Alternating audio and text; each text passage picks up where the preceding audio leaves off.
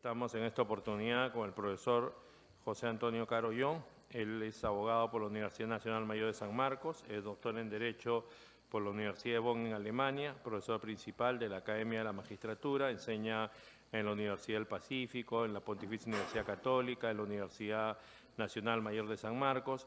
Tiene varias publicaciones, entre ellas Teoría del Delito y otras más.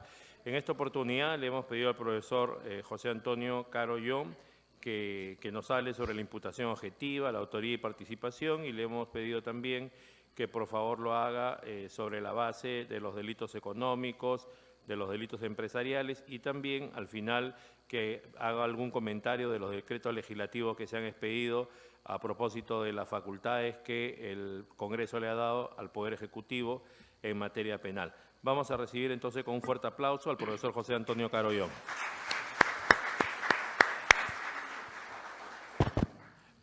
Muchas gracias. Ante todo, mi agradecimiento al doctor José Antonio Neira Flores por esta generosa invitación para compartir, someter a su consideración algunas ideas en torno a las categorías dogmáticas de la imputación objetiva y la autoría delictiva. Hablar de imputación objetiva y de autoría delictiva, a mi juicio, presupone encuadrar estos conceptos dentro de un sistema dogmático que per se aparta de una tradición muy distinta a la nuestra, a una tradición básicamente basada en los precedentes donde los casos o la relevancia penal de una conducta se analiza a partir de un criterio intuitivo. Esto es, cuando se tiene un caso que reúna o que comunique cierta relevancia penal, hay dos caminos, hay dos vías a elegir para llegar a responder a la pregunta acerca de si la conducta, por ejemplo, es típica o si la conducta es penalmente relevante. Un primer modelo es el modelo intuitivo, el modelo por el cual yo solamente me conformo en dar una respuesta basada en mi intuición, en mi corazonada, en mi sospecha, en lo que yo creo. El caso me parece evidente y, por tanto, pienso, sí, aquí hay responsable. O veo al autor, veo sus características, veo que tiene una cara un poco rara y se le imputa por robo agravado, entonces yo digo, bueno, este es choro. Chapa tu choro, por consiguiente, este es responsable. Entonces, esa idea del pensamiento intuitivo encierra un tremendo problema, una enorme carga de subjetividad. De alguna forma, este modo o de analizar una relevancia penal de una conducta se enmarca dentro de una tradición muy ajena a la nuestra que se ve, sobre todo, si vemos las películas de Hollywood, por ejemplo, cuando se ve a un abogado hacer su alegato final, alegato de clausura, lo que procura es convencer a un jurado. De ahí que las técnicas de litigación, sobre todo de tradición anglosajona, la técnica se orienta a cómo el abogado debe ponerse de pie, cómo debe hablar, cómo debe gesticular, cómo debe convencer o llegar de la mejor manera, más convincente, a un jurado, a un público que es lego, un público que no conoce del derecho, a quien naturalmente se le va a convencer a través de los sentidos. Pero en la tradición nuestra el jurado no existe, sino a quien se tiene que convencer es a un juez, y a un juez se le convence con argumentos. Y esta es una tradición basada en el modelo romano-germánico, en donde el pensamiento sistemático ya ordena justamente la valoración. Ya no puedo analizar un caso basado en mi pura corazonada, basado en mi pura experiencia o en mis sentimientos, sino el análisis que debo realizar, la respuesta que debo dar si una conducta es típica, obedece a un filtro, a un orden metodológico de comprobación. Esto es, tengo que comprobar en primer lugar que la conducta es típica, luego que es antijurídica y finalmente que es culpable. Esas tres categorías dogmáticas que estructuran el concepto de delito es lo que da seguridad jurídica, ahuyenta, como dice Nauque, la misión de un jurista es alejarse de su propio sentimiento jurídico, ahuyenta justamente a que la decisión esté amparada, esté basada o dependa únicamente tan solo de la pura corazonada o de la decisión judicial, sino sea más bien una solución técnica, una solución más segura. No es que tengamos la panacea o la resolución correcta, exacta a todos los problemas, pero al menos nos permite un mayor grado de objetividad. Como sistema categorial, el delito es una conducta típica, antijurídica y culpable. Este concepto no está en el Código Penal. Si miramos el Código Penal, en ningún artículo de la parte general se nos dice que el delito sea una conducta típica antijurídica y culpable.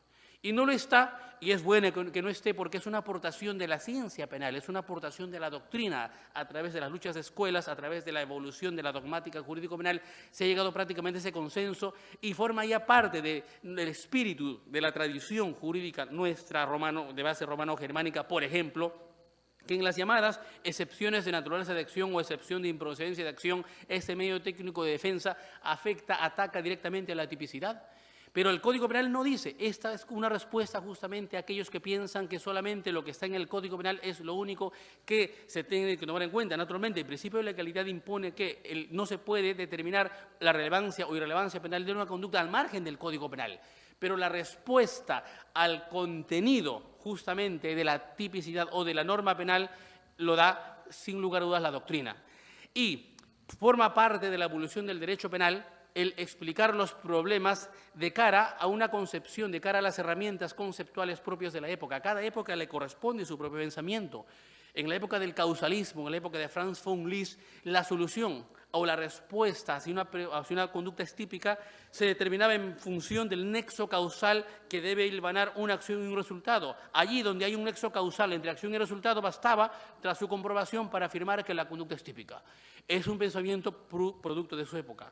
Hoy por hoy, ese pensamiento ya ha sido superado, se renuncia porque se demuestra, y justamente la teoría de la imputación objetiva es la concepción que, a mi juicio, viene a reemplazar ese viejo modelo de tradición naturalística, de traducción causalística, viene a reemplazar esa estructura del pensamiento, por cuanto ya no se trata, para afirmar la tipicidad de una conducta, ya no se trata de comprobar hechos empíricos en su naturaleza, ya no tengo que verificar nexos causales, la causalidad me aporta una base, la noticia crímenes acerca de si podemos hablar mínimamente de una conducta que tenga un indicio de una relevancia penal, pero lo determinante es la imputación. Una conducta, lo determinante es que la conducta reúna un sentido de antinormatividad, que la conducta reúna un sentido de superación de un riesgo permitido. Y cuando llegamos a ese nivel de análisis, entonces ya estamos ante la teoría de la imputación objetiva. Bien, como punto de partida quiero fijar un caso,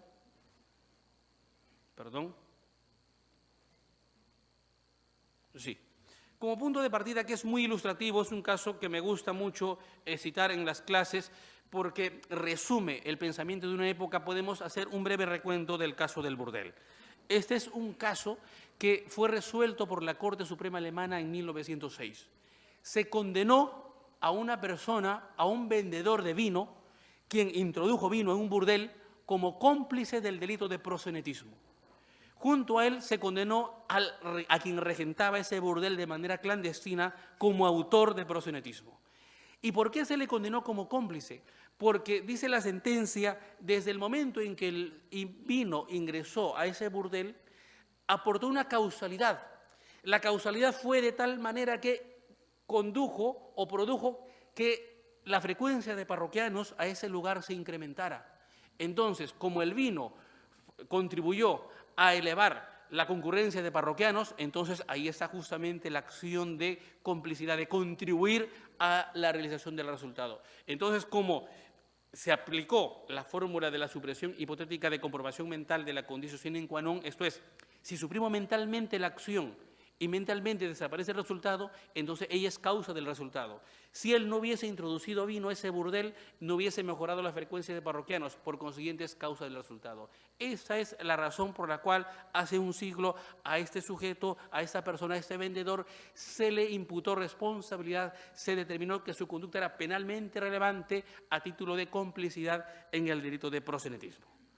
Hoy, un siglo después, hay un cambio de paradigma a partir de un enfoque de la tipicidad desde una perspectiva de la imputación, desde una perspectiva normativa. ¿Y cuál es ese cambio de paradigma? El cambio de paradigma, en realidad, ya ha estado incluso, está presente ya en nuestro Código Penal. Lo que pasa es que le damos una interpretación al compás de las teorías de esta época. El artículo 20, inciso 8 de nuestro Código Penal, ya plasma de manera sistemática la teoría de la imputación objetiva. Si la teoría de la imputación objetiva tiene un asidero, un lugar donde se puede decir que en el Código Penal tiene un reconocimiento, está en el artículo 20, inciso 8. ¿Por qué? Ese artículo no es una causa de justificación, es una causa de atipicidad.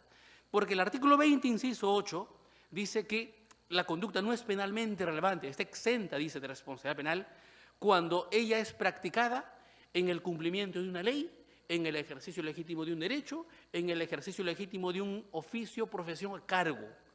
O sea, quien no se aparte en el ejercicio de su comportamiento, de las directivas dadas por una norma, de su deber, del sentido estereotipado que reúna su conducta como profesional o como oficio, tiene la garantía de jamás cruzar los límites del riesgo permitido, su conducta es atípica. Y efectivamente, si sometemos ese hecho fáctico de 1906 hoy a este articulado y a la carga interpretativa de la imputación objetiva, dejaríamos a un lado la causalidad y nos enfocaríamos en analizar la relevancia penal de la conducta, el sentido de antinormatividad de la conducta. Y efectivamente comprobaríamos que estamos ante un vendedor, ante una conducta de un negociante, de un comerciante que solamente lleva a cabo el sentido estereotipado de esa conducta. El vendedor de vinos, normativamente, ¿tiene la prohibición de vender, de introducir vinos en un burdel? No, no existe tal norma administrativa, no existe tal norma extrapenal. El vendedor de vinos tiene la prohibición, yo creo, y aquí todos estaremos de acuerdo, únicamente de vender vinos a un burdel, de vender alcohol a un menor de edad. Y este no es el caso. El vendedor de vinos tiene la prohibición de adulterar el producto que él pone en el mercado. Entonces, si no existe una norma extrapenal que prohíba la conducta, que declare, que desautorice en el ámbito de la juridicidad, que la ponga al lado de lo que es una conducta ilícita, entonces estamos ante una conducta que no supera el riesgo permitido. Estamos ante un comportamiento enmarcado dentro de la juridicidad general. Una conducta también hoy se le llama como conducta neutra o una conducta adecuada a un oficio, una conducta estereotipada que no reúne ninguna relevancia penal. ¿Se dan cuenta cómo cambia la perspectiva de análisis? Hace un siglo la perspectiva de análisis dependía de la fenomenología externa, de la conducta. Hoy la relevancia se determina a partir del significado de la conducta, del significado jurídico de la conducta. Y cuando hablamos de un significado de la conducta estamos pisando otro nivel, otro enfoque de análisis porque estamos en el ámbito de la imputación, de la adjudicación, de la atribución de un sentido, de un significado a un suceso natural. Y el significado en este caso es un significado ya de conformidad con la juridicidad general. Entonces, de este modo ya comenzamos con el enfoque de la teoría de la imputación objetiva.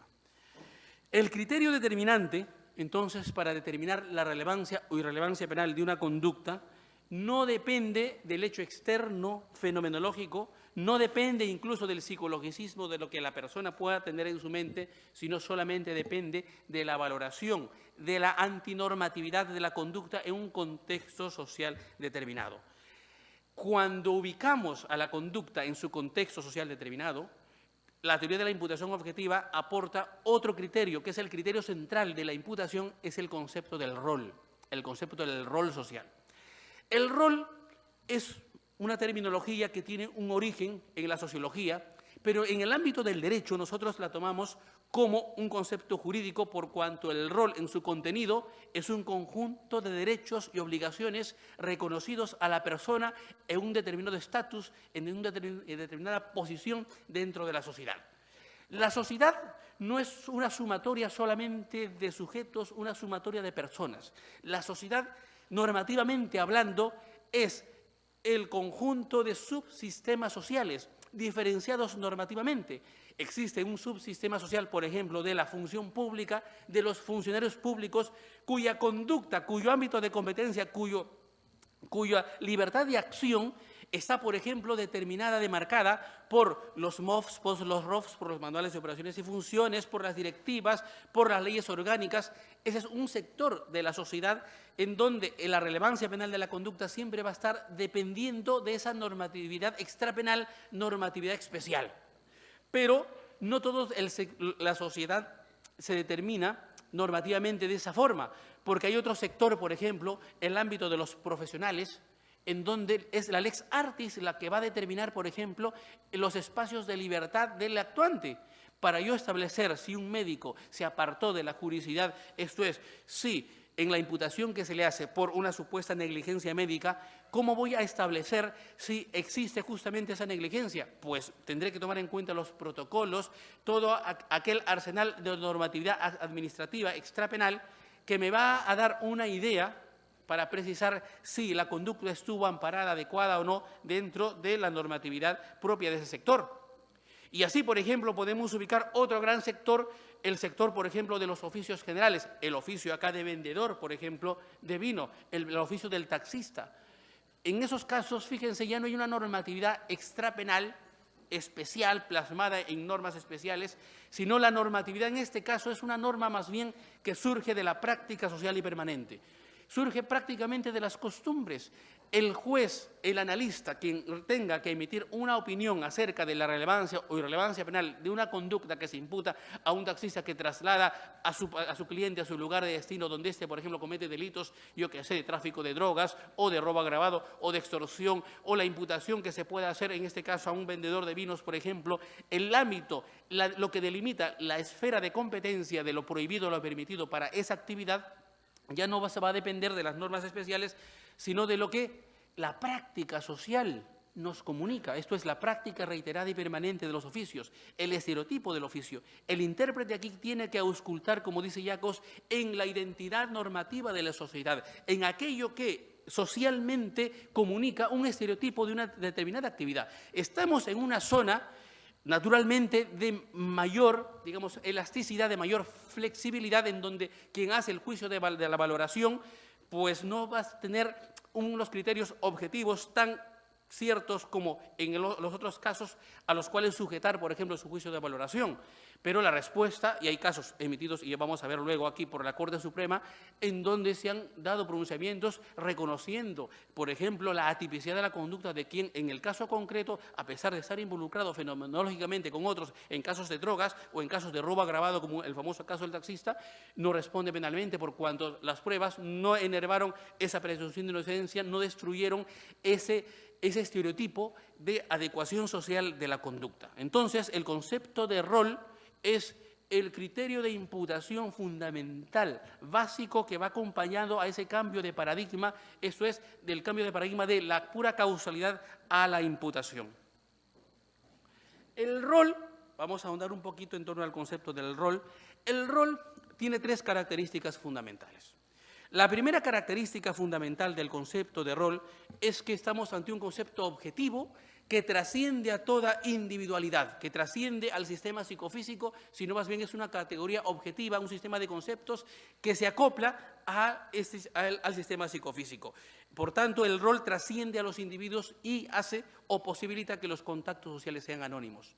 Esto es fundamental para el ámbito del derecho penal.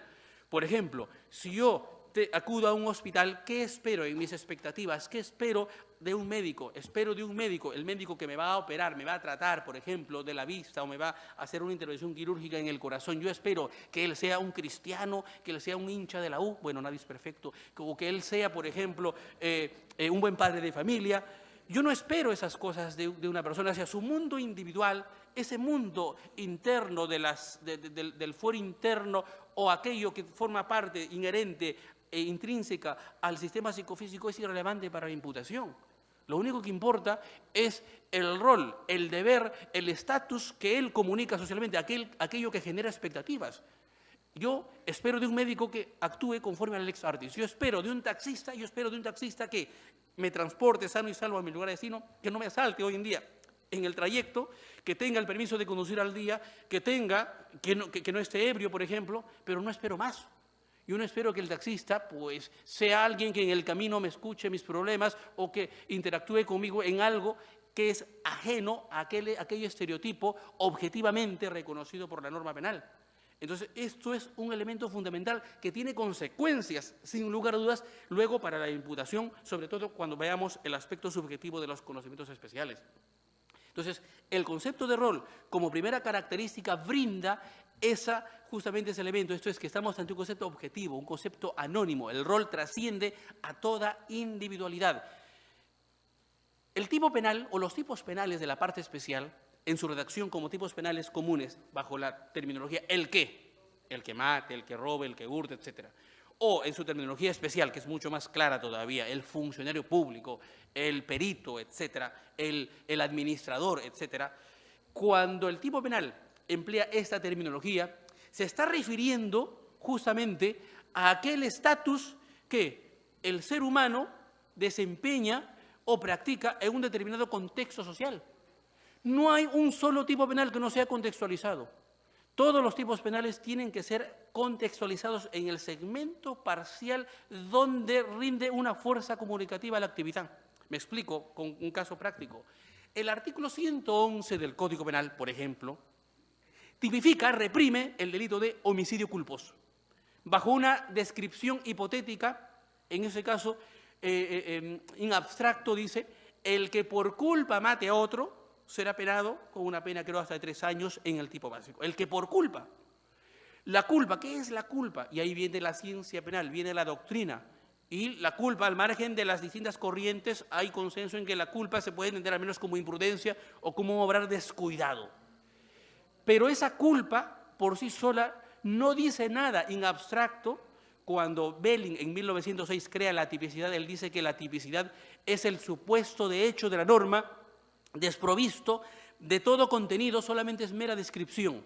No le faltó razón, por cuanto el tipo penal, si lo vemos en esa mera redacción gramatical, por sí solo solamente comunica una expectativa de conducta, comunica un supuesto de hecho, el que alguien por negligencia prive la vida a otro.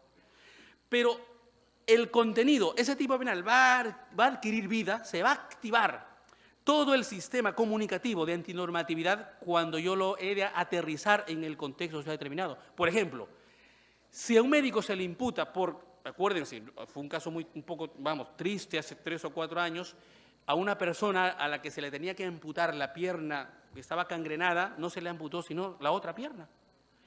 En este caso, para determinar por intuición, por corazonada, puedo decir, vaya, estos médicos se equivocaron, cometieron una burrada, por decirlo así, pero eso lo diría solamente intuitivamente. Pero técnicamente yo tengo que determinar si hay una imprudencia a partir de la normatividad que en el segmento social donde la conducta es practicada me da justamente el sentido comunicativo de lo que debe hacer o no hacer un médico.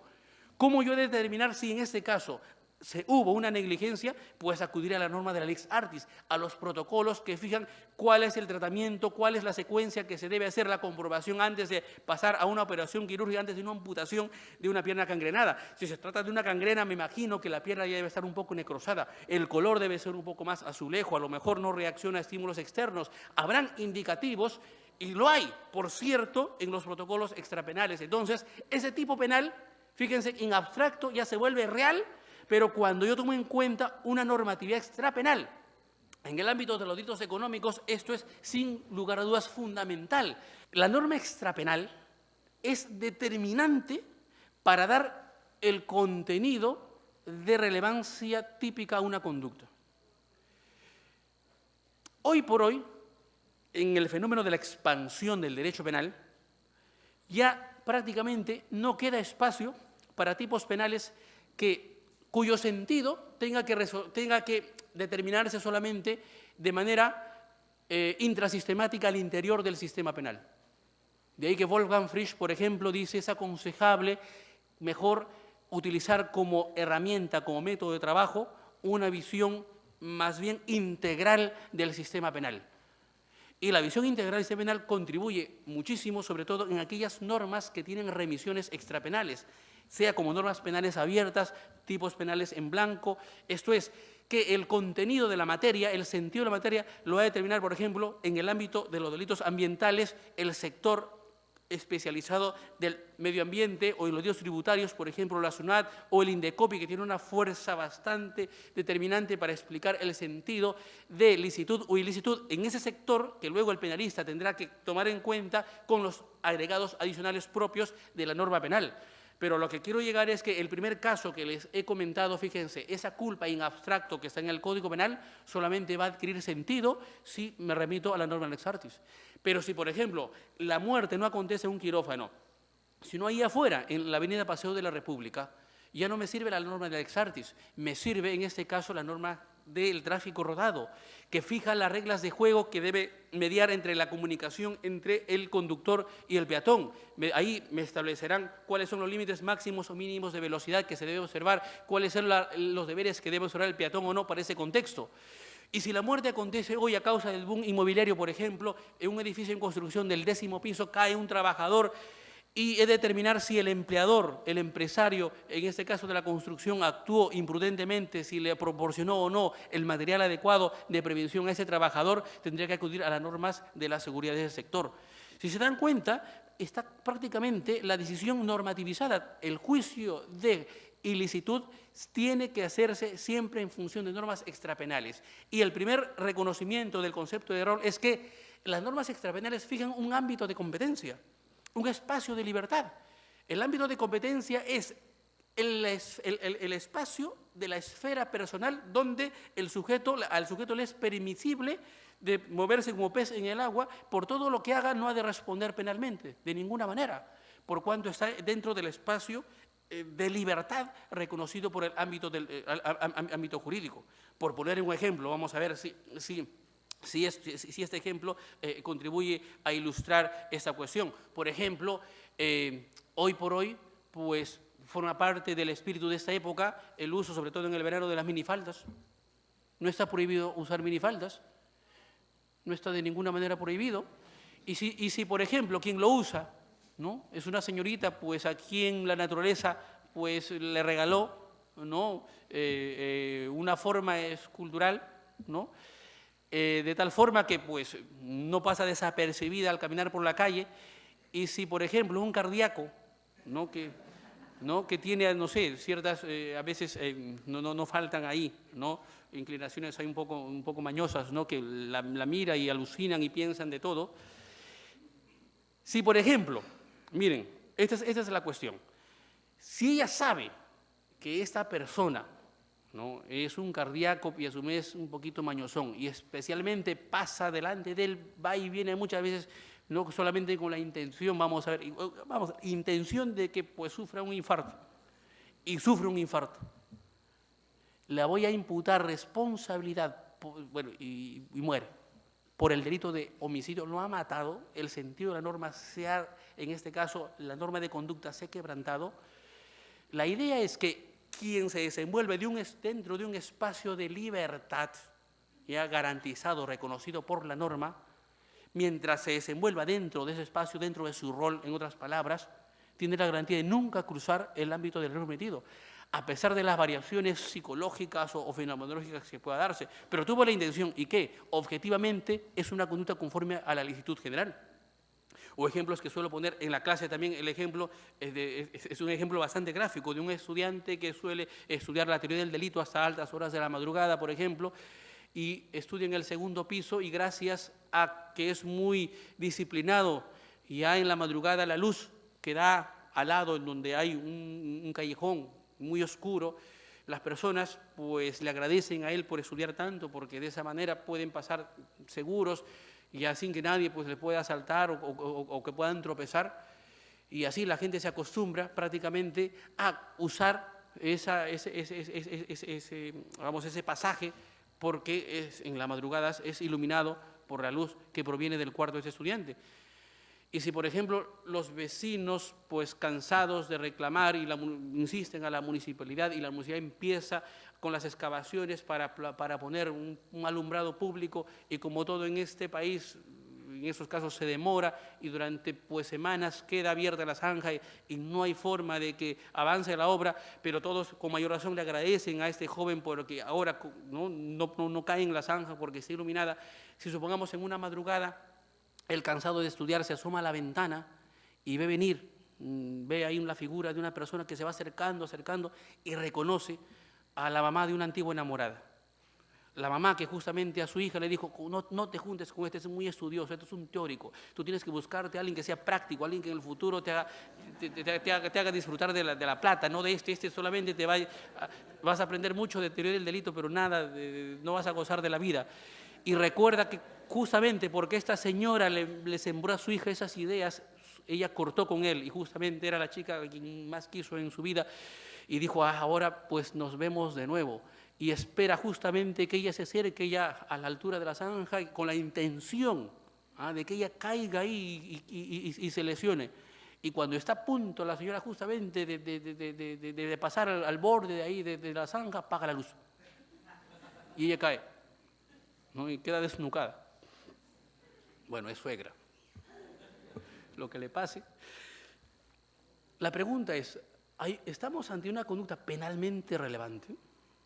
La dogmática, ojo, la dogmática causalista que condenó al repartidor de vinos diría que sí, hay una causalidad.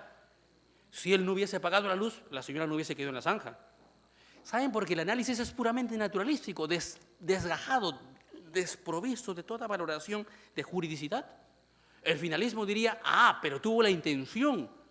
Hay un ejercicio de finalidad, pero con la teoría de la imputación objetiva, si nosotros vemos que el punto de partida consiste en que yo no solamente cruzo las fronteras que separan el riesgo permitido de la tipicidad, esto es, yo supero el riesgo permitido solo cuando quebranto una norma, ¿qué norma quebrante ese estudiante? ¿Tiene la obligación de dar luz, de alumbrar a la comunidad? Él no tiene ninguna obligación. Bien, pero hay una variación fenomenológica, pero esa variación, esos cambios o esos acontecimientos causalísticos que puedan generarse, pero en el ejercicio de una conducta conforme a derecho, se quedan solamente en pura fenomenología, pero jurídicamente él está garantizado ya de no cruzar el umbral del error permitido, por cuanto está desenvolviéndose dentro del espacio de libertad que el derecho le reconoce. De ahí que el concepto de rol, en otras palabras, si cabe una metáfora, es el parecido, el equivalente a un paraguas. Si el paraguas me sirve para algo, es para protegerme frente a la lluvia. Si mi paraguas es correcto, entonces me va a generar un espacio en seco en donde yo me voy a desenvolver como pez en el agua. Idénticamente es el concepto de rol. El paraguas está para blindarme de las imputaciones, de la persecución penal, no me va a alcanzar a mí las balas de la imputación por cuanto estoy cubierto, estoy protegido por un actuar conforme a derecho. ¿Y eso es por qué? Porque yo estoy analizando la conducta no a partir del sistema psicofísico, sino a partir de lo que proyecta, a partir de ese haz de derechos y deberes del rol que la persona desempeña en un contexto social. Fíjense, si se dan cuenta, una consecuencia directa, un cambio de paradigma en relación a los modelos anteriores a lo que nos conduce esta primera categoría conceptual del rol. La segunda característica del rol es que gracias a este concepto es posible delimitar las esferas de competencia o los ámbitos de competencia dentro de una sociedad moderna como la nuestra, una sociedad cada vez mucho más compleja de relaciones, incluso interpersonales imbricadas. Sobre todo en el ámbito empresarial, yo puedo, gracias al concepto de rol, diferenciar qué es lo que le compete, le atañe a un director, a un administrador, a un gerente. No todos tienen la misma responsabilidad penal, porque para que el presidente del Petroperú firme a lo mejor una buena pro en una contratación con alguna empresa, antes de esa firma hay esferas anteriores, pronunciamientos, vistos buenos, informes técnicos de las distintas gerencias de recursos humanos, gerencia legal, gerencias técnicas de presupuesto, etcétera. Entonces puede invocar claramente un principio de confianza, por ejemplo, si es que su obrar se desenvolvió dentro de una actuación estereotipada conforme a su cargo. Entonces, ¿por qué? Porque yo puedo diferenciar las esferas de competencia. La atribución de responsabilidad es personal. Ya quedó atrás aquella cacería de brujas o aquel modelo de imputación de responsabilidad tribal. Acuérdense ustedes en el Génesis capítulo 4, cuando Dios le reclama a Caín por haber matado a su hermano Abel. Y Caín le dice, ¿por qué a mí me reclamas? Yo no soy el guardián, el cuidador de mi hermano. Y Dios le responde, por cuanto has matado a tu hermano, la sangre suya derramada en la tierra, clama a mí por justicia y venganza, y le sanciona, le pone un sello en la frente, el sello de la maldición de Caín, para que todos lo reconozcan, que quien mate a Caín se maldice. y sé maldito tú y toda tu descendencia. O sea, toda la descendencia, en este caso de Caín, los que nacen en tercera, cuarta generación, ya venían a este mundo condenados por una responsabilidad ajena del abuelo, del bisabuelo. Ese modelo de responsabilidad, que es una responsabilidad expiatoria, no forma parte de una concepción de un derecho penal fomentador de las libertades propias hoy de un Estado de Derecho y máxime de una sociedad anonimizada, una sociedad prácticamente de relaciones interpersonales complejas en donde a cada quien se le reconoce un espacio de libertad. Si yo no me escapo, no cruzo los límites de mi libertad, no tengo por qué responder penalmente. Jacobs dice una frase muy bonita: no todo es asunto de todos. No todo es asunto de todos. Yo he de responder solamente por aquello que a mí me atañe. Y eso se enlaza, se empalma con el principio de culpabilidad.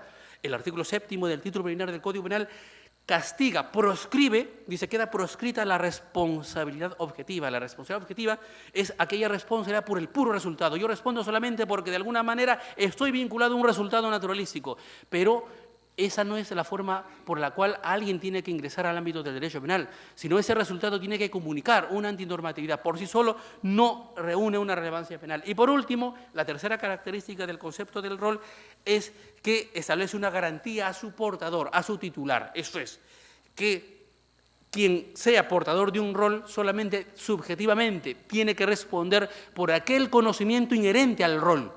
Él solamente debe responder por aquello de lo que él debe saber y no responde penalmente por todos los conocimientos que él pueda tener que excedan a su rol, conocimientos psíquicos o conocimientos especiales, así los determina la dogmática jurídico-penal. Un breve recuento, una breve reseña de por qué se habla de conocimientos especiales en el ámbito del derecho penal. En el año 1989, en Alemania se publica un libro homenaje al penalista vivo, último, más importante del finalismo, que se llamó Armin Kaufmann, discípulo de Hans Welzel. Frente a una muerte muy pronta, los penalistas alemanes le hicieron un libro homenaje ya a su memoria, a la memoria de Armin Kaufmann.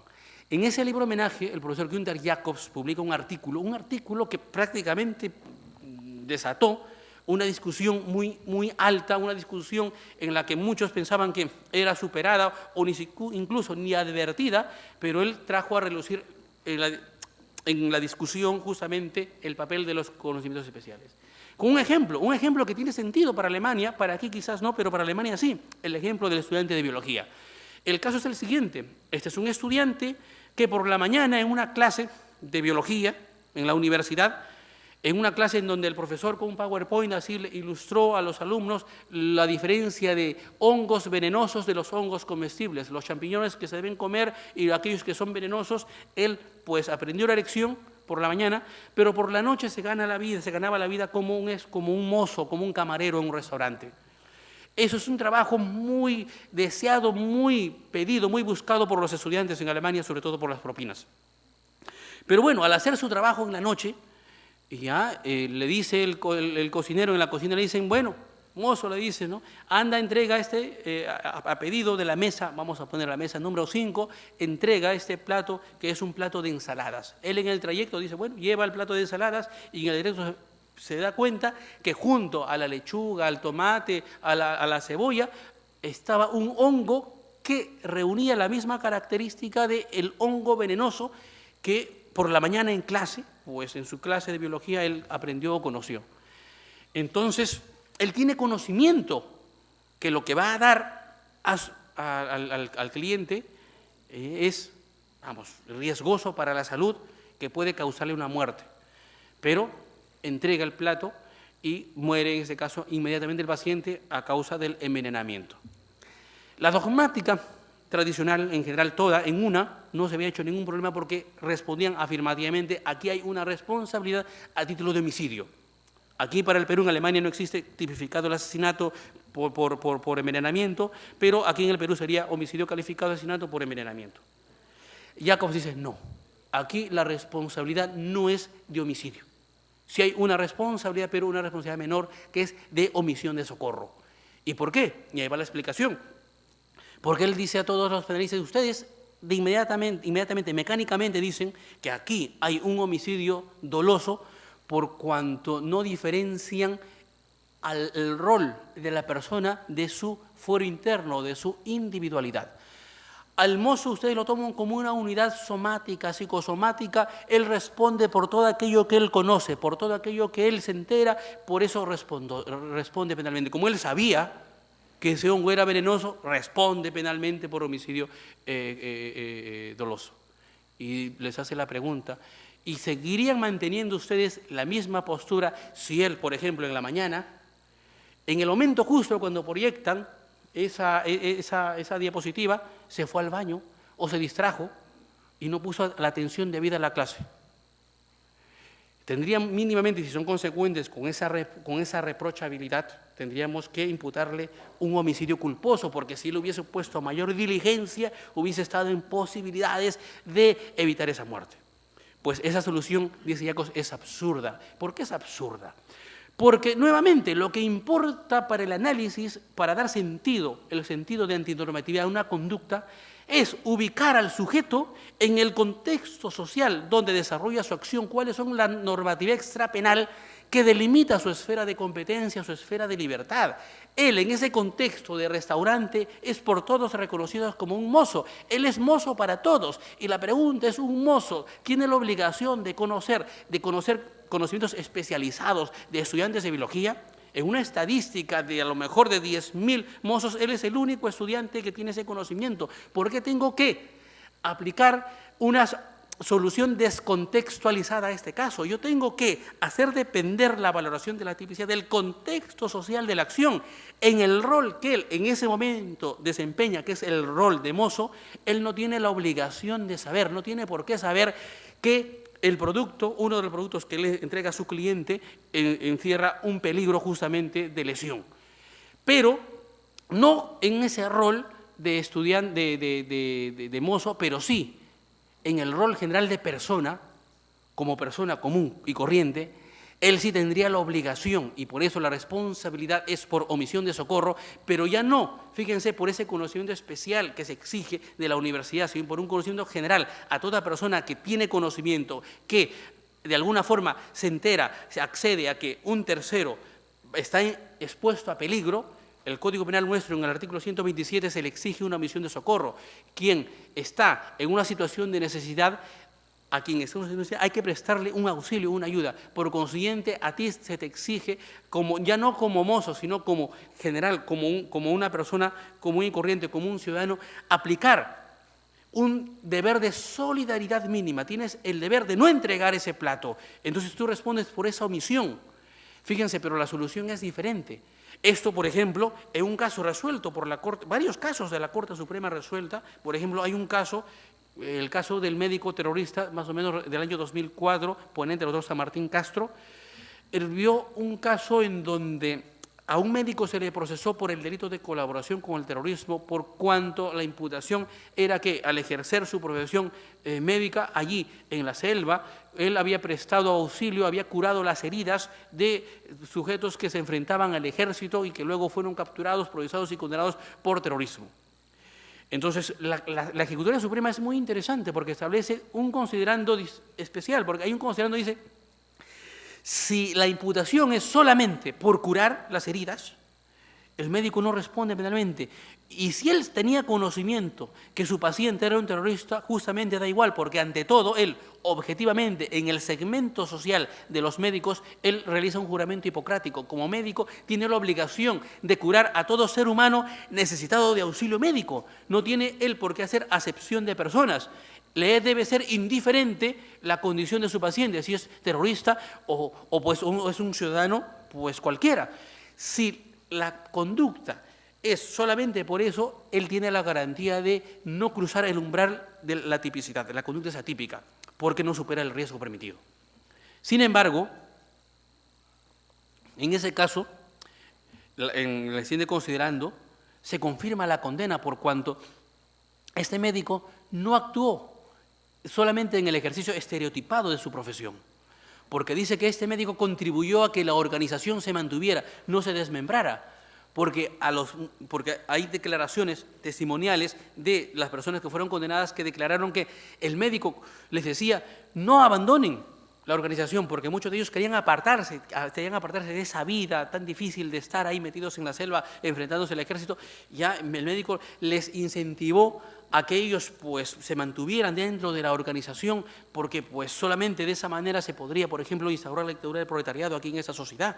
Pero quien actúa de ese modo ya se aparta propiamente, objetivamente, del estereotipo profesional que el ordenamiento jurídico le reconoce con una licitud general, y actúa como cualquier persona que agita o realiza efectivamente un acto de colaboración con el terrorismo. Entonces, de ese modo, fíjense, se fija la tercera garantía del concepto del rol, esto es, que el conocimiento por el cual la persona tiene que responder solamente debe ser por aquel que esté enmarcado, a cual el rol abarca, todo conocimiento psíquico.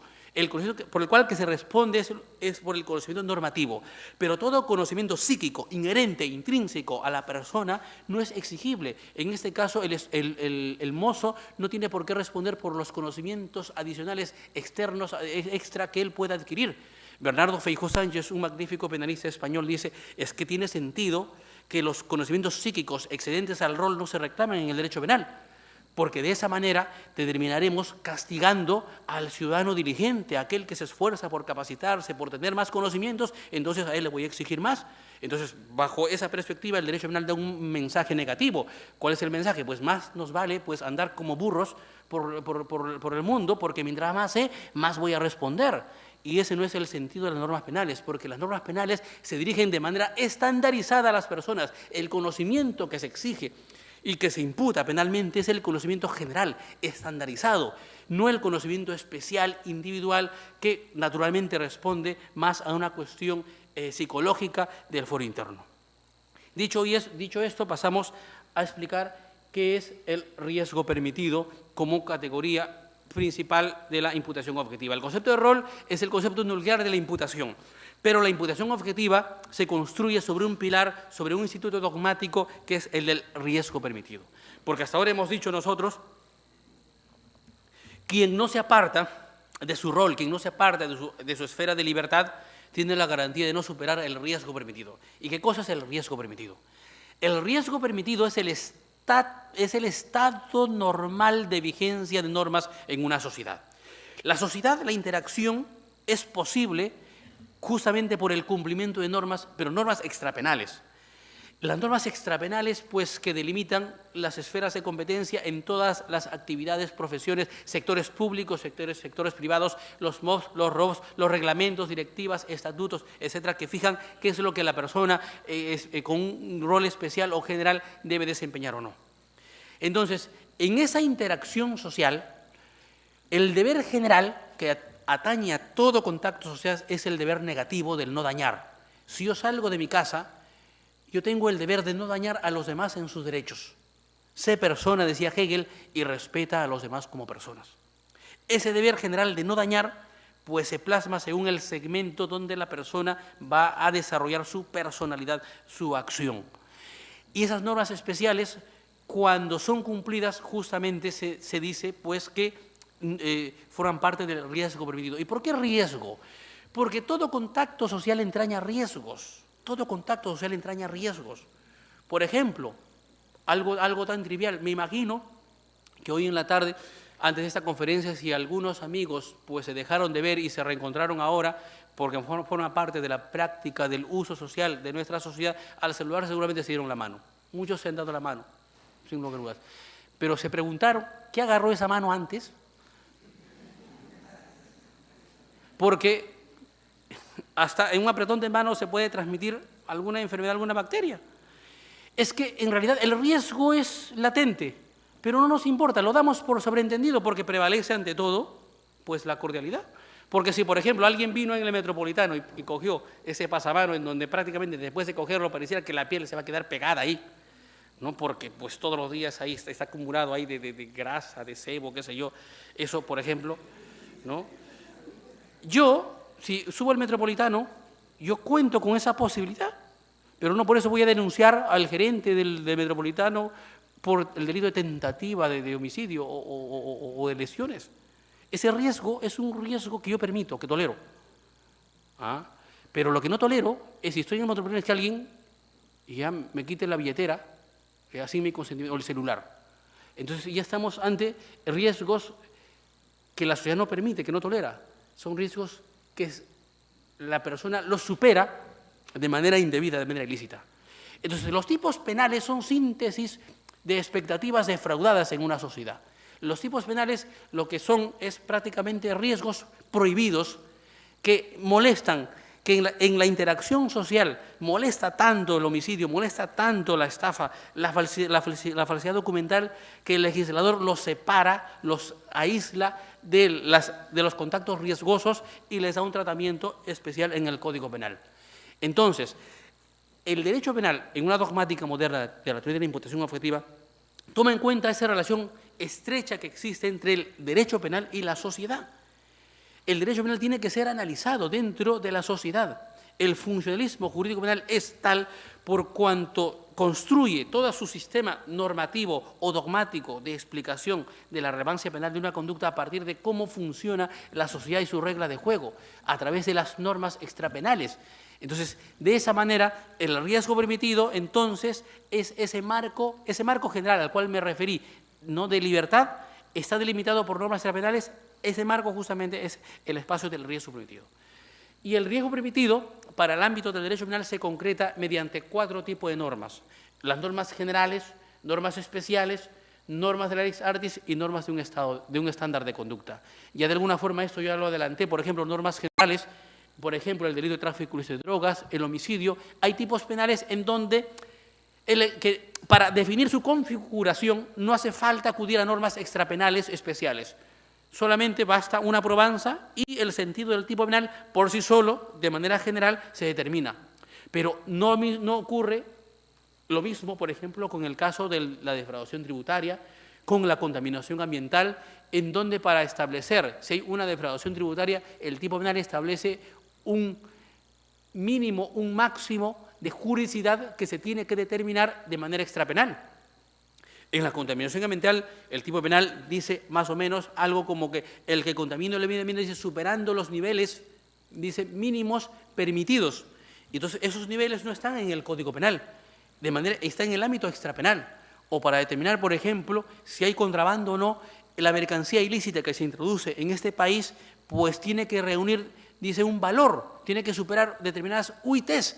Entonces, de esa manera, si se dan cuenta, son normas extrapenales especiales las que van a contribuir a determinar el sentido de ese tipo penal.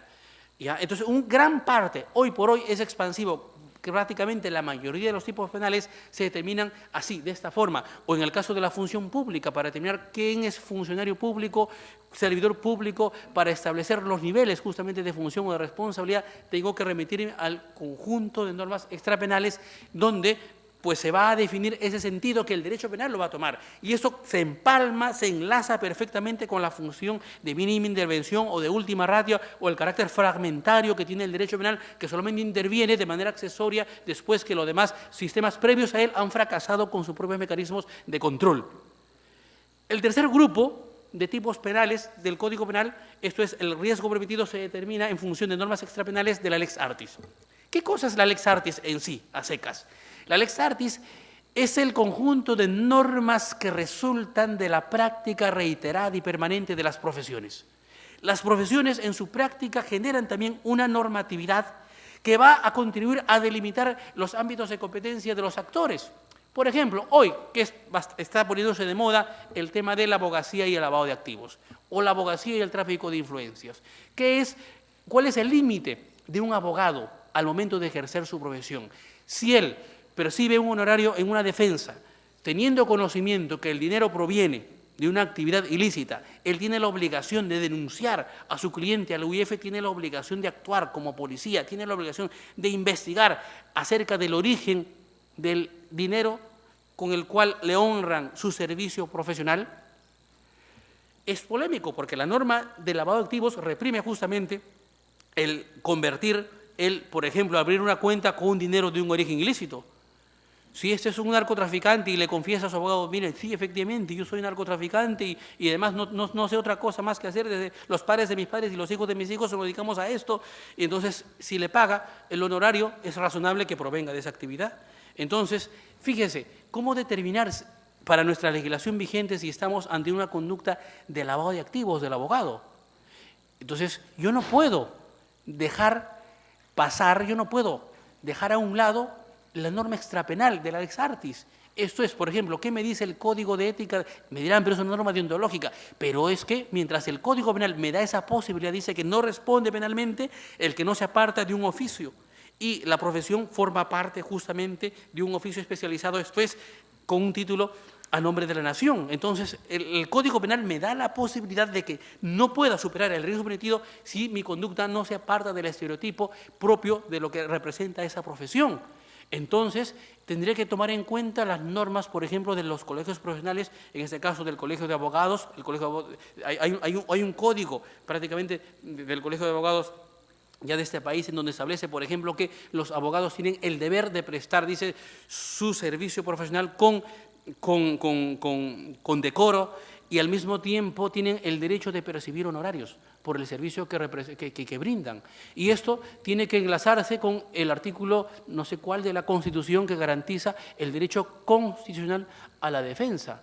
Entonces ya es justamente una profesión que se desenvuelve de esa manera, porque a diferencia de otras profesiones, el trabajo del abogado, sobre todo si es un penalista que consiste en defender, pues consiste en brindar su servicio y cobrar un honorario a causa del desempeño de esa profesión.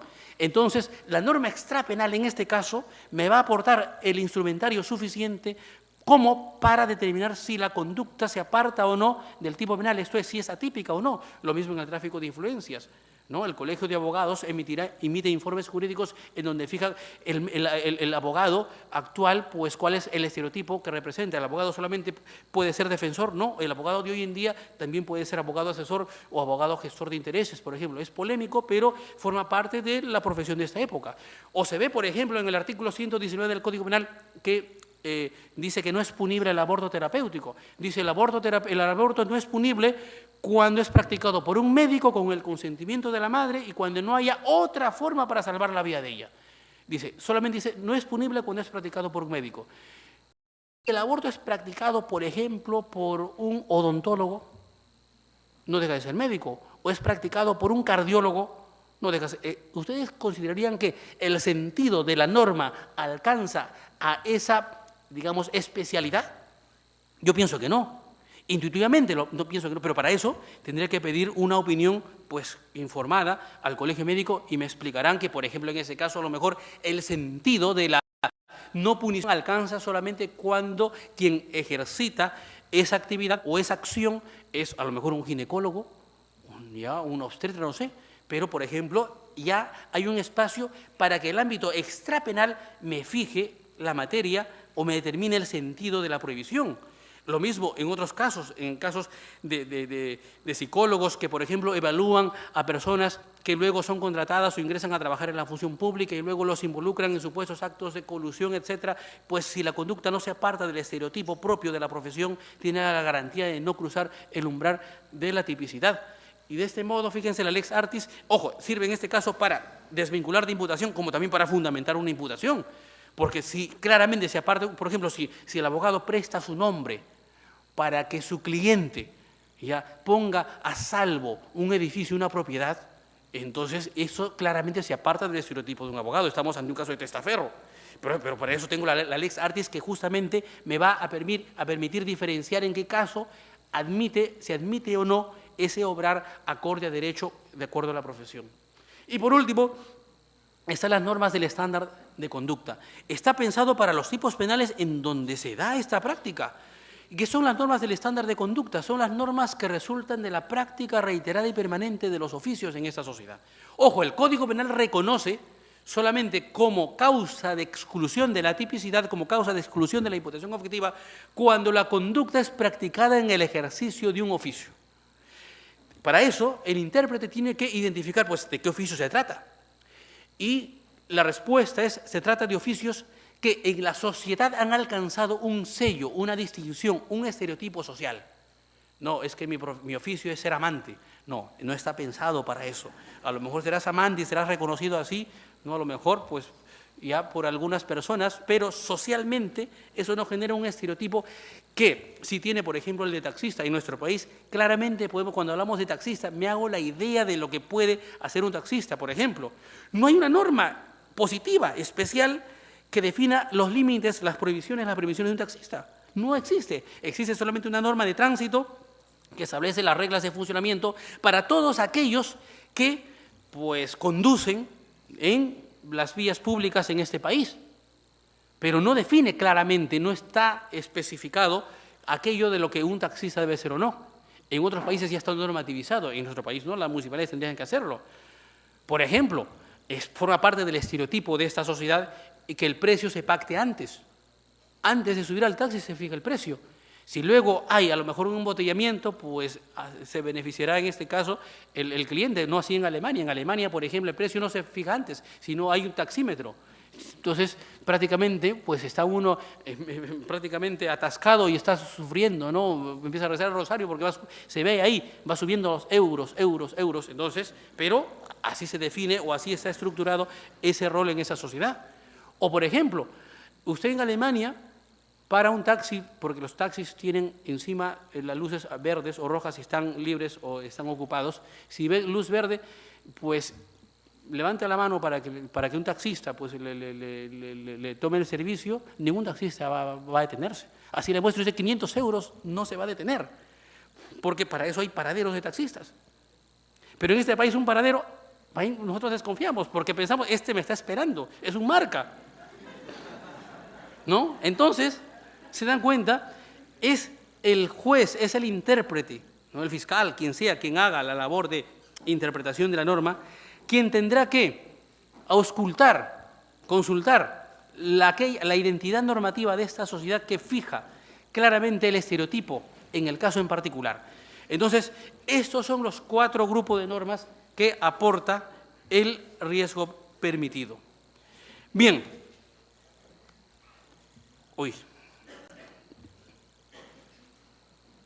Hay mucho por hablar y el tiempo es corto. Trataré de ser lo más sintético posible sin caer en la superficialidad. Quiero tratar un aspecto, fíjense, poco explorado por la dogmática tradicional, más explorado de manera creciente hoy actualmente por todos los sistemas prácticamente vigentes, no solamente por el sistema funcionalista, sino también por aquellos, el sistema teleológico, esto es el de la imputación a la víctima. Fíjense, a ver, como ejemplo, yo tengo una niña, una hijita de 2 años. Yo descubrí que en su travesura, pues le gustaba introducir su dedito en el tomacorriente. Obviamente, mi heredera no puede en este caso ya exponerse a ese riesgo. De inmediato busqué un dispositivo, encontré en Sodimac una cosa que prácticamente bloquea y queda tapado.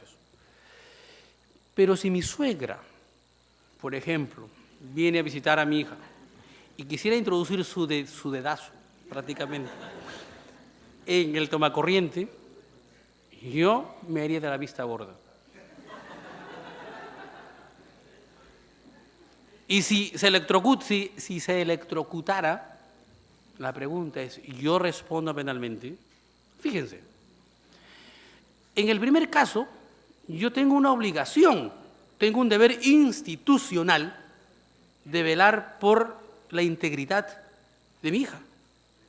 El ordenamiento jurídico me fija una obligación institucional de fomentar ese mundo en común, por cuanto es una persona que es heteroadministrada, no se administra, no tiene autonomía. Yo soy el obligado a administrarla ya dentro de la juridicidad, pero no así respecto a mi suegra. ¿Por qué hago esta introducción? Porque, doctores, basta ya de tanto paternalismo en el derecho penal. El derecho penal no puede ya seguir vigente forzando la protección de las personas al punto de tratarlas como si fueran niños. El derecho penal no tiene por qué tratar a sus ciudadanos como a niños. Allí donde la persona tenga una autonomía para decidir respecto a sus propios bienes, para decidir respecto a su autolesión, a su autopuesta en peligro, el derecho penal debe ceder en su protección. Son casos claramente en donde con el paternalismo dejado de lado, pero con el fomento de la autonomía de la persona, se tiene que declarar atípica, la conducta no supera el riesgo permitido en los casos donde existe una autopuesta en peligro. Ejemplos, y que son recurrentes. Una avenida de alta fluidez vehicular, la Panamericana Sur, hay un puente peatonal.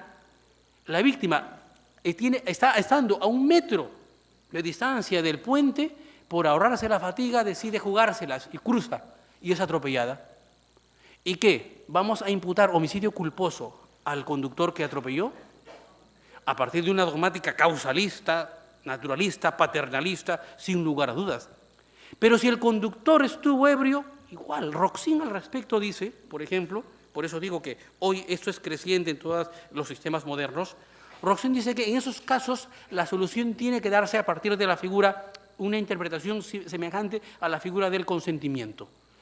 Cuando la víctima arriesga sus propios bienes, consiente, en otras palabras, su autolesión, pero la víctima no tiene capacidad para consentir respecto al peligro público que genera la conducta de quien conduce en estado de ebriedad. Por eso, él sí va a responder de manera aislada, separada, por el delito de conducción en estado de ebriedad, pero no va a responder por la muerte que ocasiona, por cuanto esa muerte es una muerte producto de una autolesión. Las normas del derecho penal persiguen, castigan las heterolesiones, no las autolesiones. O sea, lo que se castiga es la lesión a los demás, no las autolesiones. O, por ejemplo, la visa del sueño, el sueño de la visa americana, ¿no? Reina Pachas quiere viajar a Disney World, ¿no? Necesita la visa, va a hacer su cola en la embajada de los Estados Unidos y se le acerca una persona y dice, reina, tú con esa cara la visa no te la dan, ¿no? ¿Pero qué tengo yo? Bueno, solo te digo, pero ¿sabes? Pero yo tengo un contacto infalible. Si me das $5.000, en 3 días tienes la visa en tus manos. Así actúa el que embauca, el de afuera. Y la persona obviamente le convence y acepta y le da sus $5.000, recibe su visa efectivamente al 3er día, le hacen una fiesta de despedida en el aeropuerto, en el control policial, le dicen esa visa es falsa y la procesan por el delito de uso de documento falso. Y ella tendría que imputar responsabilidad a título de estafa contra aquella persona. ¿Cómo hay estafa? La estafa tiene como elemento central el engaño. ¿Cómo puede haber engaño allí en donde, con base a una racionalidad general, ojo, general, frente a un conocimiento estandarizado general, claramente te estás autoexponiendo a un riesgo, al peligro de ser estafada? Tienes la vía oficial pública frente a ti, cruza las puertas de la embajada, haz tu trámite. Tú tenías delante de ti esa posibilidad, pero elegiste la vía de al lado, la vía de riesgo. Por tanto, el derecho penal, ¿por qué tiene que intervenir ahí? Si el derecho penal tiene como límite justamente la autonomía de la persona. O casos, por ejemplo, un caso que les cuento ocurrido en Piura, una pareja de enamorados, dice la terminología, libaron licor hasta altas horas de la noche. Luego, pues cuando se disponían a irse, subieron a la moto lineal del enamorado. Ella se sentó en la parte posterior, pero como estaba ebrio, no tenía, en este caso, el control adecuado de los movimientos reflejos. Al cruzar un rompemuelles, perdió la maniobra de la motocicleta y ambos cayeron. Ella sufrió la peor parte al punto que tuvieron que amputarle la pierna derecha. Y ella lo denuncia por el delito de lesiones dolosas graves. Hay lesiones allí en donde la persona se ha embarcado riesgosamente en un contexto claramente, marcadamente peligroso. De ninguna manera. ¿Y por qué? Aquí está el fundamento. El principio de autorresponsabilidad. Artículo 20, inciso 1 de la Constitución. El fundamento es incluso constitucional. Toda persona tiene derecho al libre desarrollo de su autonomía y su personalidad. Así, por tanto, hay derecho también a autodeterminarse como suicida. Si alguien se arroja del 5º piso y cae a la avenida y no muere, a ningún fiscal se le ocurriría denunciarle por tentativa de suicidio. Y no, ¿por qué? Por cuanto no hay una heterolesión, sino hay una autolesión. Y la imputación a la víctima, con esto incluso aporta la base suficiente para que los jueces vacíen de contenido el delito de instigación y ayuda al suicidio. Porque ¿cómo es posible que el autor, quien decide sobre sus propios bienes, el suicida, no sea punible, el sujeto principal y por regla de accesoriedad al secundario, a quien facilita el medio para el suicidio o a quien determina al suicida a ejecutar esa acción si se le castigue de manera independiente. El Código Penal alemán, por ejemplo, establece de manera expresa que el partícipe, instigador o cómplice no responde penalmente en los casos donde el propio sujeto ha decidido sobre su propio suicidio. Entonces, la noción de autorresponsabilidad es el punto de partida. Las normas del Código Penal no solamente son normas que se dirigen al autor, las normas del Código Penal son síntesis de expectativas, son síntesis de una comunicación quebrantada, interrumpida entre un autor y una víctima. Existen normas extrapenales donde imponen castigos, sancionan, por ejemplo, al peatón que no usa el puente peatonal. Esto es, existe una obligación de autoprotección incluso en el ámbito extrapenal. Es por esta razón que el derecho penal no puede estar ajeno a esa realidad social. Los tipos penales tienen que ser contextualizados también allí en los casos donde la propia víctima decide sobre sus propios bienes. Entonces, el principio de autorresponsabilidad explica que la víctima responde de manera preferente por los daños derivados de su propia administración de libertad personal. Pero hay 3 requisitos que hay que comprobar para la aplicación de la imputación a la víctima, porque tampoco no tiene una aplicación así mecánica, inmediata o intuitiva. Hay 3 requisitos que debe verificarse. El primer elemento a verificar es el de la actuación conjunta. ¿Actuación conjunta qué significa? Que el resultado lesivo debe ser la respuesta de una actuación donde no solamente el autor es el único que obró, sino también la propia víctima. Es decir, se forma una suerte de unidad de sentido entre autor y víctima. Ambos actúan de manera conjunta y es el primer elemento que tengo que verificar. La enamorada, ella sola subió a la moto, o también subió, en este caso, el conductor. Ambos subieron. Ahí está la actuación conjunta. El segundo requisito, el segundo elemento que tengo que verificar para comprobar una imputación a la víctima es la actuación libre de la víctima. Quizá, probablemente, este sea el elemento fundamental, central, para determinar si en el caso concreto hay una tipicidad por el obrar autorresponsable de la víctima. ¿A qué se refiere este requisito? Que ese instituto solamente es aplicable allí donde se compruebe de manera contundente, de manera categórica, que la víctima obró en el pleno ejercicio de su libertad de acción. Esto es, que su obrar fue voluntario, que no estuvo coaccionada, que no obró por violencia, que no estuvo engañada, sino que de manera plena, de manera consciente, se arriesgó. Le dicen gordo, gordito o gordazo, gordo al fin y al cabo. Y él dice, no, no puedo ser. ¿Por qué me dicen gordo? Pero es que no te ves la panza así. Uy, ¿qué debo hacer? Soy un vago para hacer ejercicios y además me gusta comer rico. Entonces le dicen, mira, hoy está de moda la liposucción. ¿Así? Entonces averigua, va a una clínica en donde le dicen, uy, por eliminar de 5 kilos te podemos cobrar $10.000. No, tampoco. Entonces, preocupado, sale de la clínica y por ahí se le acerca a alguien y le dice, oiga, yo conozco a alguien que por solo, yo creo, 500 soles le hace ese trabajo. Es hasta menos. ¿Así? ¿Dónde? Ya, y le lleva a un lugar, hay un cuartucho maloliente, no sé, pues aquí en el centro de Lima puede estar a lo mejor en donde ven todas las paredes, todos los títulos ahí. Doctor por Oxford, no sé, por Bonn, por todas partes. Ah, dice, estoy en buenas manos. Ya, vamos.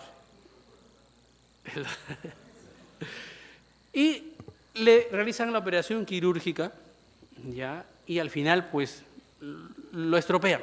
Lo dejan prácticamente con daños irreversibles, al final casi muere. Y además ni le quitan la grasa que él quería. ¿Tendría que denunciar por el delito de lesiones culposas? Hay un contexto donde de manera clara, visible ante sus ojos, él se expuso prácticamente a que un cualquiera ya le hiciera esa operación. Entonces, fíjense, son casos discutibles, sin lugar a dudas, pero allí en donde se puede establecer que el contexto era marcadamente peligroso y la víctima tenía plena conciencia de ese contexto, ¿por qué el derecho penal tendría que protegerla? ¿Por qué tendría que tratarla como un niño? El derecho penal tiene que, en este caso, ceder o paralizar su persecución penal por cuanto estamos ante una conducta riesgosa, pero autónoma de la propia víctima, por cuanto nadie la mintió, nadie la engañó, nadie la coaccionó, nadie la amenazó. Por último, esto opera cuando se compruebe que el autor no tiene un deber de protección directo sobre la víctima. Está pensado para los casos de víctimas dependientes del autor, por enfermedad, por ejemplo, o por situaciones de enfermedad mental o de edad, los menores de edad, o adultos, en este caso, dependientes por salud o por lo que fuere, pero donde de manera clara en el contexto dependen del autor, el autor es garante directo de la protección de los bienes de la víctima. En esos casos no opera la imputación a la víctima porque el autor por sí solo, él es responsable respecto a sus propios bienes. Un caso que puede ilustrar de una mejor manera, un caso emblemático, la aplicación de la imputación a la víctima es el caso Sirius. El caso Sirius es un caso de la vida real, aunque no lo crean, es de la vida real, resuelto por la Corte Suprema Alemana en 1983. ¿En qué consiste este caso? Un joven le convenció a su enamorada, con quien tenía una relación amorosa más allá de 4 años, de que él procedía de un planeta muy lejano, del planeta Sirius. Ella le dijo, ¿de verdad? Y cuéntame cómo es Sirius. Y le contó, dentro de lo que cabe, de una relación sentimental, exagerando las cosas, no de las bondades de Sirius, que era un planeta en donde, por ejemplo, no había cárcel, no había violencia, había solamente pues arte, paisajes bonitos. Entonces ella le dijo, ahora entiendo por qué tú eres tan romántico, por qué eres tan caballeroso, no he conocido a nadie que me hagas tan feliz como tú. Por tanto, le dijo, de verdad que soy muy orgullosa, muy feliz de estar con alguien que venga de Sirius.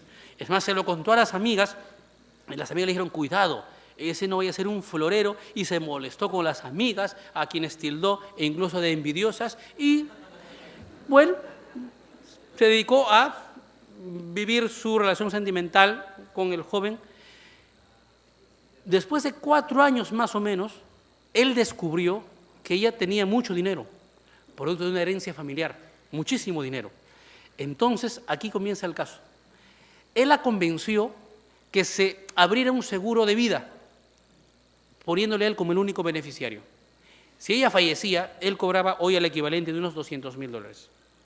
Cuando el seguro ya estaba activo, la convenció de irse a tomar unas vacaciones al sur de Alemania, en la orilla del lago Constanza, es un lago entre Alemania y Suiza. Hay cabañas donde es muy usual que las parejas suelen pasar sus fines de semana románticos, y la convenció de ir ahí y de alquilar una cabaña. Bueno, el plan fue el siguiente, le dijo, mira, ¿quieres venirte conmigo a Sirius? Sí, por una temporada nada más, vámonos a Sirius. Ya, vamos, me voy contigo. Bueno, yo de Sirius he venido en espíritu. Ya, yo estoy aquí encarnado en un cuerpo, no humano, pero yo he venido en espíritu. Igual, tú en espíritu tienes que ir conmigo a Sirius. Introdúcete en la tina con agua, una vez que esté llena, enchufa la secadora, enciéndela y suéltala. Una vez que haga contacto con el agua, tú vas a dejar ese cuerpo. Ojo, no le dijo que iba a morir. Tú vas a dejar ese cuerpo. En espíritu te voy a esperar en la orilla del lago. Me vas a dar tiempo de cobrar el seguro. Cuando ya tenga la plata, nos vamos a ir a Sirius. Hasta que se nos acabe el dinero, porque en Sirius, igual que en Alemania, rige la misma moneda, que es el marco alemán. Caso de la vida real. Yo no estoy inventando aquí. La realidad es mucho más creativa que a veces los casos de laboratorio. La chica, enamorada, siguió fielmente el plan. Llenó ella por sí misma la tina con agua, se introdujo en ella, soltó la secadora encendida y se produjo muchas lesiones. No murió. Fue a dar el alcance al chico, ya malherida, y el chico le dijo, ¿pero qué pasa? ¿Sigues todavía en ese cuerpo? Y él dijo, bueno, es lo que tenemos, ¿no?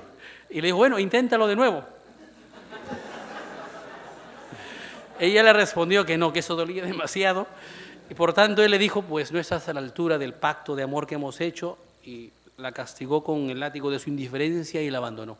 La dejó. Ella llamó a las amigas, aquellas amigas en realidad habían sido buenas amigas, no eran envidiosas, la socorrieron y la llevaron pronto a un hospital muy cercano donde fue tratada, y después de curarse las amigas la convencieron de denunciar al muchacho. Y lo denunció y fue condenado en todas las instancias hasta en la Corte Suprema. Se confirmó la condena.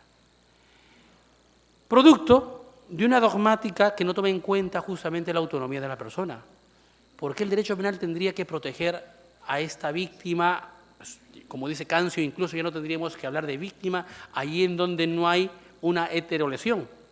Pero a esta señorita, ¿por qué tendría que protegerla cuando de manera clara ella vulneró sus propios deberes de autoprotección? Miren, vamos a... Uy, ¿qué hice?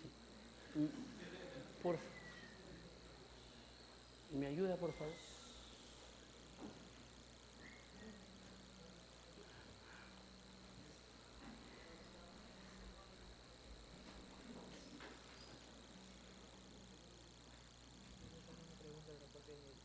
Ya, claro. Ya, más abajo. Uno menos, uno más, uno menos. Ya, ahí. Fíjense, vamos a comprobar si cabe o no la aplicación de esos requisitos. Primer requisito, la actuación conjunta. Ok, la actuación conjunta. ¿El joven hizo todo el hecho? Es más, yo creo que si hay un sujeto principal respecto al resultado es ella. Ella fue la que por sí misma llenó la tina con agua, se introdujo en ella y soltó la secadora. En todo caso, ambos son competentes respecto al suceso en su conjunto. Ambos lo co-configuraron, por decirlo normativamente hablando. Hay una actuación conjunta, autor y víctima. El hecho pertenece a ambos. En segundo lugar, actuación libre de la víctima. Ella estuvo amenazada, coaccionada, le pusieron un arma en la cabeza para hacer lo que hizo. No, doctor, usted no sabe de amores, estuvo coaccionada por el amor. Es que el amor no es elemento, no es categoría dogmática de ningún tipo penal. Ahí está el punto central. Es una decisión autónoma. ¿Por qué negarnos a una realidad? ¿Por qué ponernos una venda en los ojos? Ella actuó de manera autorresponsable, guiada por el amor. No es que la engañó. Él le dijo pues que venía de sirios y eso, ahí sale engaño. Pero ¿ese es un engaño realmente? ¿O es un dato, un conocimiento que forma parte o que cualquier persona dentro del conocimiento general estandarizado, dentro del conocimiento racional generalizado, se puede diferenciar claramente que esto es una mentira, propiamente de un invento de alguien? Es como si yo, por ejemplo, a alguien le digo, mira, yo he descubierto que soy, a lo mejor, heredero de Francisco Pizarro y he descubierto, aquí muestro a lo mejor un documento, que la plaza de armas me pertenece, es mía, con un papel antiguo, viejo, sellos por otro lado, y lo vendo. Y a alguien le digo, como tú me caes bien, esa plaza estará valorizada, hoy día no sé cuánto, 100 millones de dólares, porque es pública y tiene cuánta visita, y además al lado está el Palacio de Gobierno, pero a ti te lo dejo solamente en 10.000 dólares. Hecho, ya, y me compran, y al día siguiente el nuevo propietario va a tomar posesión de la plaza de armas, y naturalmente le dan una patada, ¿no? Y lo botan lejos. Me engañó, le estafé. ¿Hay estafa allí? ¿Ah? O estoy a lo mejor adolorido porque terminaron sentimentalmente conmigo, tengo muchos dolores, el corazón lo tengo partido y voy por una calle y veo, ahí dice una iglesia, pare de sufrir. Ah, es lo que necesito, pare de sufrir. Ingreso y me dicen, hermano, siembre, dé todos sus bienes y verá cómo el dolor se le va a ir. Doy todos mis bienes, me vuelvo pobre en la miseria más espantosa y el dolor se agrava porque ahora me quedé pobre, además de perder a lo mejor al ser querido, me quedo pobre y que voy a denunciar por estafa. ¿Ah? Ojo, dirán, pero a lo mejor, pero si la persona tiene un problema mental, es débil a lo mejor de carácter o frágil mentalmente, es que tengo que verificar ese requisito de manera clara, pues, o sea, opera en los casos donde propiamente existe una libertad de acción. Ahí donde no haya libertad de acción, naturalmente para ello tendríamos que contar a lo mejor con pericias psiquiátricas, que son los referentes probatorios para que el juez haga la valoración de las pericias junto con las demás que forman parte del hecho en su conjunto. Y por último, el joven tenía un deber de protección directo sobre ella. En la sentencia no se habla que ella ha tenido algún problema mental, entonces se presume que es una persona pues, racional, con la racionalidad general. Por consiguiente, ¿por qué no aplicar la imputación a la víctima? ¿No? Si fuese juez penal, hoy llegaría ese caso a mi despacho, lo absolvería en una, porque claramente estamos ante una conducta atípica. Bueno, jóvenes, el tiempo nos ha vencido, hasta aquí debo llegar, pero me dicen que hay dos preguntas que nos han hecho desde Ayacucho. Un saludo para los colegas de Ayacucho. Preguntas de la Corte de Ayacucho conectados en la vía web. Dice, ¿cuál es la diferencia entre la competencia de la víctima y autopuesta en peligro? ¿Me ayudan, por favor? ¿Cuál es la diferencia entre la competencia de la víctima y autopuesta en peligro? La diferencia, un saludo a quien hace la pregunta, al colega de Ayacucho, es solamente conceptual. La idea de autopuesta en peligro de la víctima es empleada sobre todo por Klaus Roxin y la escuela que le secunda, pero la competencia de la víctima es más bien una terminología propia del modelo del sistema del profesor Günther Jacobs y la escuela también a la que yo me adscribo. Manuel Cancio Melía, que es el discípulo de Günther Jacobs, quien ha llevado a su máximo desarrollo la idea de la imputación a la víctima en una tesis doctoral muy valiosa que recomiendo leer, una tesis muy ilustrativa sobre la imputación a la víctima. Por ejemplo, él emplea el término de competencia de la víctima. Pero incluso hay quienes dicen que no es competencia de la víctima, sino solamente incumbencia de la víctima. O sea, son terminologías que al fin y al cabo en su contenido se refieren a lo mismo, a situaciones en donde el paternalismo del derecho penal no debe tener lugar, sino más bien la solución tiene que ser analizada a partir de la autonomía de la persona en su autodeterminación de su personalidad. Segunda pregunta, ¿en qué nivel de la imputación objetiva se analiza el principio de autoprotección? No es un principio, para empezar, el de autoprotección, sino la idea, en este caso, cuando hablamos de la imputación a la víctima, en todo caso estamos refiriéndonos a la imputación a la víctima, que es una categoría más de la imputación objetiva. Por razones de tiempo, hoy solamente he podido tratar el concepto general de la imputación objetiva, el instituto dogmático del riesgo permitido y de la imputación a la víctima. No he tratado la prohibición del riesgo porque en realidad pues, me llevaría mucho más tiempo ya para el cual me han asignado. Entonces, dentro de la categoría de la imputación a la víctima tiene sentido cuando ella vulnera sus deberes, es deberes, no principio, deberes de autoprotección. ¿Y por qué deberes de autoprotección? ¿Saben por qué? Porque la sociedad de nuestros días, que no es la sociedad de hace 200 años, con la que nació el viejo y buen derecho penal liberal de Franz von Liszt, ese derecho penal garantista del principio de la legalidad de culpabilidad, era un derecho penal que surgió en una época en donde las relaciones interpersonales, los contactos eran más simples, más sencillos, en donde de manera clara no habían situaciones, aunque sí, fenomenológicamente seguramente siempre han habido casos de víctimas que se arriesgan, se autoexponen, pero no al nivel o con la fuerza como en nuestros días se da, sobre todo en el ámbito de la libre competencia, en el ámbito del mercado, en el ámbito general de las estafas, de los delitos patrimoniales, donde esto es un elemento muy recurrente donde se analiza, o también en los casos del tráfico viario. Pues en esa época no había la fluidez vehicular que hoy se ve, en donde, claro, naturalmente los sujetos responsables tienen que responder si conducen con una velocidad excesiva, si conducen de manera imprudente, sin lugar a dudas, pero allí también se toma en cuenta los casos donde la propia víctima ha contribuido, ha favorecido a su autolesión. Entonces, cuando se reconoce de una autolesión, el legislador ya ha ido tomando en cuenta de manera obligada esos criterios para normativizarlos, y en el ámbito extrapenal hay deberes de autoprotección en el ámbito de la industria, de la seguridad, en el ámbito del tráfico viario. Entonces, ahí es en donde tiene sentido ya decir que pues, forma parte de la autonomía de la persona también el de cuidar de su propia esfera de libertad. Así como yo tengo el deber de no dañar a los demás en sus derechos, yo tengo el deber de no dañar a nadie, tengo el deber también de evitar pues, los propias autopuestas, los propios riesgos, ¿no?, que los contactos sociales me pueden generar. Bien, yo creo que hasta aquí llego. Muchas gracias por su atención.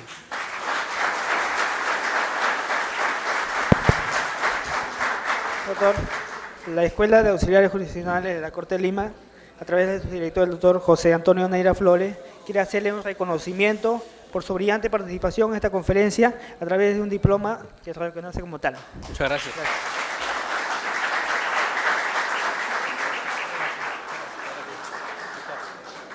Gracias. Muchas gracias. Gracias.